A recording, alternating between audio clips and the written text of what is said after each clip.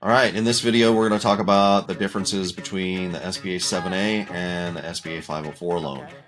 So, Bo, for someone new to SBA loans, can you break down the key differences between the SBA 7A and the SBA 504 loan programs? Yeah, I just think the SBA 7A is a Swiss Army knife. It has more tools. You can do business acquisition with no real estate, no collateral. You can do startups. You can do working capital. 504 is really based on assets. So it's commercial real estate or machines. That's it. Although they just came out with a refinance rule where you can actually refinance and get cash out. New product for 504. So the differences vary. 504, you can do a lot bigger deals. 504 has got a longer fixed rate period. And so there's use cases for both.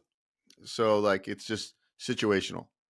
Even though your rate might be a little bit better on a 504, doesn't mean you're not going to do the 7A, because the plan might be that you want to refinance sooner, and the 7A only might have a 3-year prepay if it's got real estate. If it doesn't have real estate, it's going to have no prepayment penalty.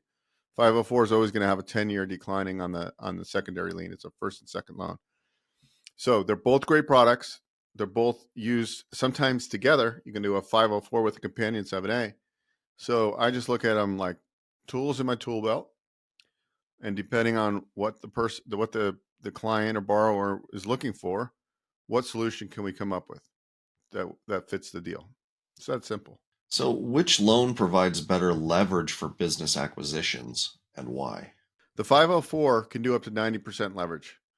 That's a first loan of 50%, and the second loan is 40% of the total cost. You can't really build in working capital on a 504 loan like you can on a 7A. If it's a special purpose property, so a special use, like it only has one use, like a hotel, you get a 5% haircut. And so it's special purpose building, 5% haircut, so you're down to 85% leverage. If you do not have experience operating even if you're doing a business acquisition, if you're a hotel, if you don't own a hotel and you're buying a hotel for the first time and you don't have an operating company that already operates hotels, it's still considered a startup, even though it's a business acquisition. So you're down to 80% leverage. Whereas the 7A, assuming it's 5 million or less loan amount, you can do 90%. So you can get higher leverage with the 7A. So that's one right there. And so they treat you, even though you're doing a business acquisition, it's treated as a startup if you don't have experience. And it's not like that with a 7A, which is a big difference. If an entrepreneur is looking to finance commercial real estate along with their business, which loan would be the better fit? It all depends. If it's over 5 million and we could do a conventional with the 7A, but that only goes to like 7.5 million in proceeds. So if you're doing a $20 million deal, of course, the 504 has to be the deal you go to. Or if you run out of SBA aggregate, you have to do an SBA 504 green. So like I said, every time there's different use cases that one would be better than the other. But ultimately, the 7A only has one underwriting process. The 504's got two. The bank level and the CDC has to package the deal and send it to SBA.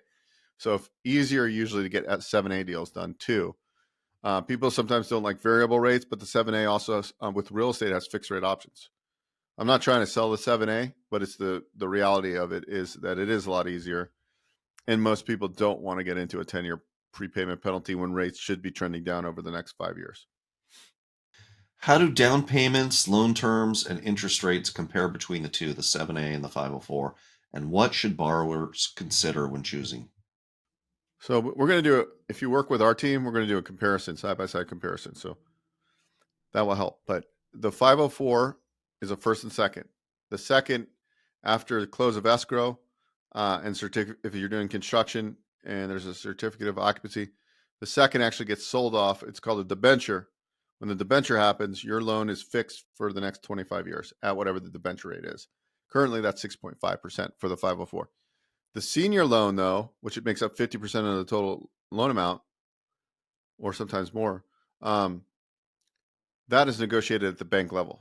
So usually that could be prime rate. So that varies.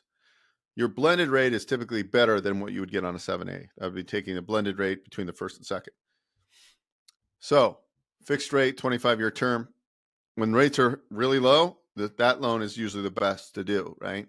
Right now, it's marginal. The rate's decent, but your senior debt could be 8% or 8.5%. So your blended rate's in the sevens. The SBA 7A loan, some banks will be prime as high as prime plus 3 for really hairy deals. But some banks, if it's a nice deal, will do fixed rate options. Like I have a bank right now that will do a 2-year fixed at prime, which is 7.5. I have another bank that will do a 5-year fixed at 7.6%. Because those banks, well, that bank in particular is probably saying, well, hey, this is a special deal with commercial real estate. But ultimately, they're betting that rates will drop. So they're actually insulating themselves a little bit. So it all depends, because some deals will be prime plus 3, some deals will be prime plus 1 on the 7A. 504 is going to be based on the debenture at the time of debenture, right? And the debenture rate right now is 6.5. But if you're doing a large construction project, that debenture might not happen until you get certificate of occupancy, which is 2 years later. So these are all the factors that we help you unpack. And obviously, there's a lot of moving parts. And that's why you would want to work with an SBA loan broker like myself or somebody else that has a good reputation in the market, because there's lots of variables, lots of different banks, lots of different CDCs, and it's a very fragmented industry. And so it's a good opportunity for people like me, because I know I can help people, because they might not know about this little bank that it's a little community bank in the middle of nowhere that actually happens to be a huge SBA lender. And that's like because they can sell off the paper. So you'll see a lot of these small banks being one of the top 20 SBA lenders, because they're like make tons of money by recycling these SBA loans. So understanding how it works, the secondary market, and having good banker contacts, that's what we do. Versus you going to your bank and just listening to what they say and say, oh, it's SBA, it's the rules, but it's not, because you could take the same deal to 2 different banks, get 2 different offers. One might say no, one might say yes, and the rates can be completely different. Interesting. Can you share a real world example of a business owner who used each of these loans successfully and how it impacted their ability to scale? Yeah, so you can have, on the 7A loan, I mean, we just helped a guy buy 2 separate franchises at one time. You got 2 7A loans because you can have $5 million aggregate. W2 worker wanted to buy 2 franchises at once, both startups. So I think that's a pretty cool story. We helped another gentleman buy a painting company, first time business owner. Total costs were like 120. Got into the business for 12 grand out of pocket with a 7A loan. 504 loan. We don't do as many. We helped a guy to buy a car dealership, and then get a fixed rate option on the debt. So that was a pretty good scenario. A hotel, we closed a hotel with a 504 loan. It was $8 million deal. So 504.